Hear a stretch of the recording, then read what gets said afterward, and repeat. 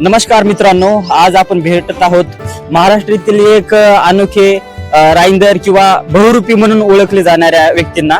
तर सर्वप्रथम कुठून आलात सर तुम्ही? मी लातूर जिल्ह्यात आलो सर. लातूर जिल्ह्यात. लातूर जिल्ह्यात मुरुड आहे, जिल्हा तालुका लातूर. बहुरूपी किंवा राईंदर हे शब्द कसे आले? म्हणजे जुन्या काळात ती बहिरीजी नाईक म्हणत होते शिवाजी राजाच्या काळात. हा, शक्यतो तुम्हाला नाही नारायणा निर्जीव चेतन डाव्या तू काय म्हणे माझे निववावे डोळे दाऊनी सोहळे सामर्थ्याचे माऊली.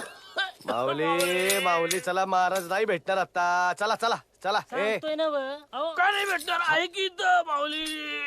मामा अहो नाही कहते नाही. बहिरीजी नाईक गुप्तहेर होते. हा, हा. म्हणजे अनेक सोंग करून शिवाजी राजाला माहिती द्यायची, शिवाजी राजाची कामं करायची गुप्त रूपी. मग कुठलं बी सोंग करायचे, तिथून आमचं नाव बहुरूपी पडलं. बहुरूपी. पण ते आता जुना काळ राहिला नाही सर. जुना काळ राहिला नाही. राहिला नाही. नाहीतर पहिली भरपूर कला होती सर. हा. सोंग करायची, लोक कार्यक्रम करायचे. पण आता ही टीव्ही मोबाईल निघाल्यामुळे आमच्याकडे लोकांचं दुर्लक्ष झालं आता. त्याच्यामुळे आम्हाला शासनाचा कुठला लाभ बी नाही, पगार बी नाही, काहीच नाही. हो, आता इतक्या दिवसापासून म्हणजे हे जे 350 वर्ष 350 पासून जे हे तुम्ही 350 वर्ष ही जे कला जपत आहात, हा. त्याकडे मला वाटते की वैयक्तिक शासनाने लक्ष दिलं पाहिजे. कारण की एक जुना महाराष्ट्र शिवाजी महाराजांच्या काळापासून हे लोक आपली कला जपतात, आपला समाज जपतात. तर याकडे शासनाने खरोखरच लक्ष दिलं पाहिजे. थोडंफार लक्ष द्यायला पाहिजे. आता आमच्यात बी कमीत कमी आता 80% लेकर शाळा शिकलेली ती सर. त्यांना काही नोकरी चाकरी काय नाही. त्या कोण कामधंदा करतो, कोण कपड्याच्या दुकानात आहे, कोण गॅरेजवर आहे, कोण अशी शिकून बेकारी यायची. तुम्हाला वाटतं का की तुमची मुलं हे किंवा अजून येणारी पिढी समोरची जी आहे ते तुमच्यासारखी कला करतील नाही नाही किंवा साहेब, नाही नाही. आमची गेली पिढी एवढीच गेली साहेब. पुढल्या काळात बहुरूपी होऊ शकत नाही.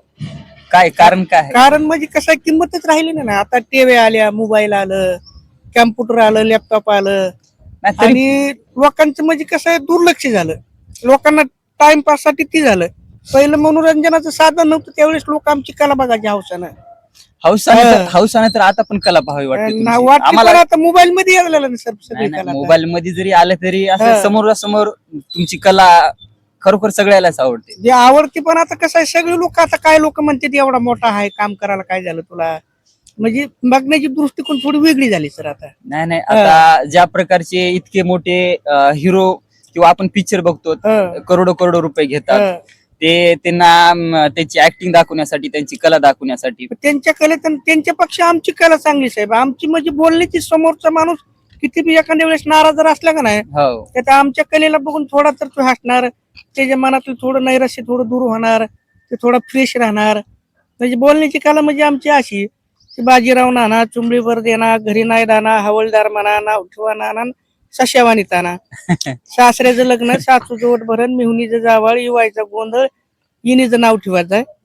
सगळी पोरं खांबाला बांधायची, कुत्री काकाला घ्यायची, म्हाताऱ्या पोत्यात घालायच्या, लुगू लुगू पळायचं, चिकुल बघून लोळायचं, मध्ये मध्ये घुसाचं, घुबडावानी दिसायचं, नाक नाही नतीला आणि भोकपाडा भीतीला. लय मोठा कार्यक्रम आहे. आता सासऱ्याचं लग्न आहे, सासूचं जावळ, युवायचा गोंधळ, इनीचं नाव ठेवायचं आहे. केवाला पण छान आहे, तुका लावून बोटवून शिमूर लावून पळायचे. लय मोठा कार्यक्रम आहे. लग्न रविवारचं, तुम्ही सोमवारी यायचं. असे लोकांचं म्हणजे बोलून आम्ही मनोरंजन करत असतात. आता हे जे तुमच्याकडे आनंद शब्द असतात, आनंद शब्द तुम्ही बोलू शकतात, हे कुठून येते एवढे शब्द? हे म्हणजे खानदानीच कलाकार.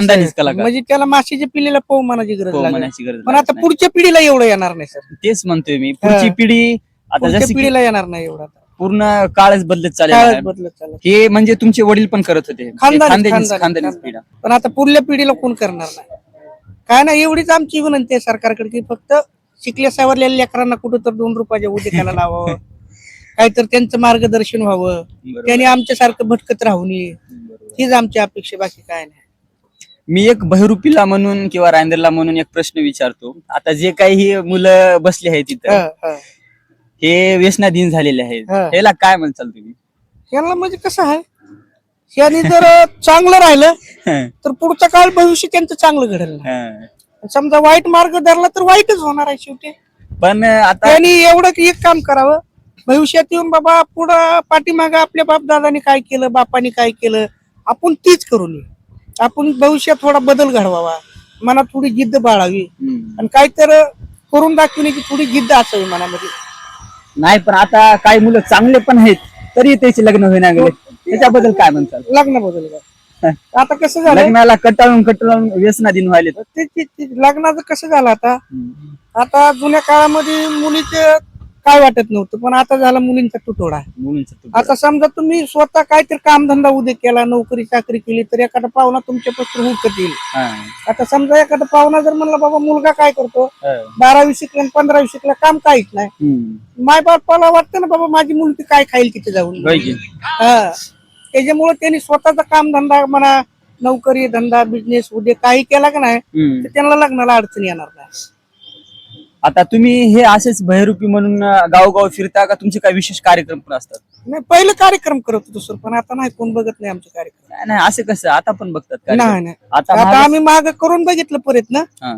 पहिले 2-2, 3-3 दिवस सोंग करायचे लोक, तिसऱ्या दिवशी बक्षीस मागायचे आणि ते कार्यक्रम म्हणजे असे व्हायचे की संध्याकाळच्या टायमिंगला व्हायचे. संध्याकाळच्या टायमिंगला व्हायचे.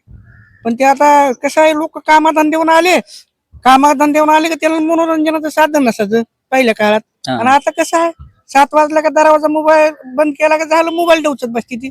त्याच्यामुळे दुर्लक्ष झालं आमच्याकडे लोक. नाही, मला काय वाटतंय की अजून पण गाव काय असे आहेत की त्या गावामध्ये तुमची सोंग बघायला चांगलं वाटतं, पण ती कौचिक आहे ती साहेब, कौचिक आहे ती. आता आमच्याच गावामध्ये माग खेळ आला होता, हनुमानाचा तर खेळ येतच, असे तसे अजून मधून खेळ येतच राहते. पण ते आता कसं आहे, जे जुने कलाकार होते का नाही ते कमीत कमी 80% कमी झाले, काय वारले काय थकले. ती तरुण पिढीला जर ते खेळ शिकायचं म्हणलं का नाही, ते आताच्या घडीला लय अवघड आहे.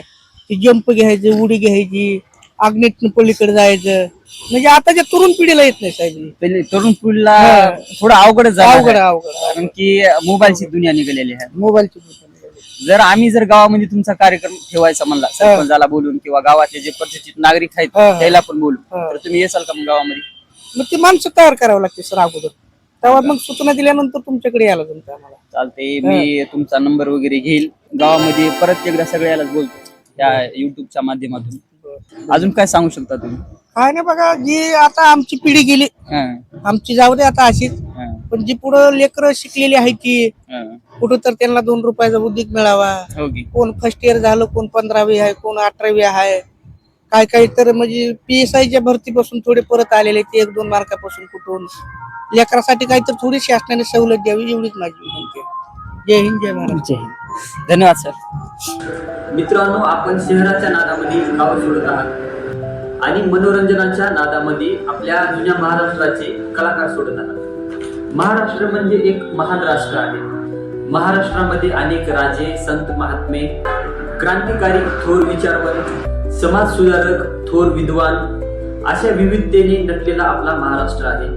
त्यातीलच एक बहुरूपी किंवा सोंगाडू आहे, जे छत्रपती शिवाजी महाराज यांच्या काळापासून आपली कला जपतात, आपला समाज जपतात. तर ही त्यांची कला जपणं आपलं पण कुठंतरी एक कर्तव्य बनतं. आजही आपला जुना महाराष्ट्र त्यांच्या रूपाने आपल्याला पाहायला मिळतो.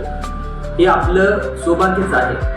मला या माध्यमातून एवढंच सांगायचं आहे की ही महाराष्ट्राची कला होईल तेवढी जपण्याचा प्रयत्न करा, होईल तेवढे या कलाकारांना वाव देण्याचा प्रयत्न करा, होईल तेवढे यांचे कार्यक्रम आपल्या गावामध्ये कसे आणता येतील याकडे पण लक्ष द्या आणि आपल्या जुन्या महाराष्ट्राची ही जुनी कला जपून ठेवा.